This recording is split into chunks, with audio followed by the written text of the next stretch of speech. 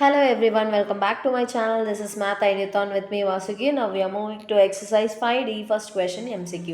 So இப்போ எம்சிக்யூவில் பாருங்கள் அவங்க என்ன கொஷின் கொடுத்துருக்காங்கன்னா இந்த equation 2x square minus 3x plus 0 equal 2. So அது என்ன நேச்சர் ஆஃப் ரூட்ஸை பேஸ் பண்ணது அப்படின்றது தான் கொஷின். ஸோ இதில் வந்து ஈஸியாக நம்ம ஐடென்டிஃபை பண்ணுறது வந்து இந்த ரியல் ரூட்ஸு அந்த மாதிரி இருந்துச்சுனாவே இது நேச்சர் ஆஃப் ரூட்ஸ். ஸோ இந்த b square minus 4ac formula மட்டும்தான் யூஸ் பண்ணணும். ஸோ இப்போ பாருங்கள் அவங்க கொடுத்த கொஷின் வந்து 2x square minus 3x plus 1 equal to 0.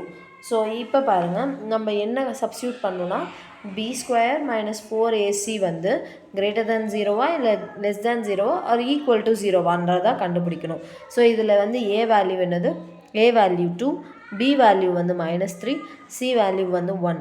So இப்போ சப்ஸ்டியூட் பண்ணி பாருங்கள். -3 the whole square minus 4 into 2 into 1.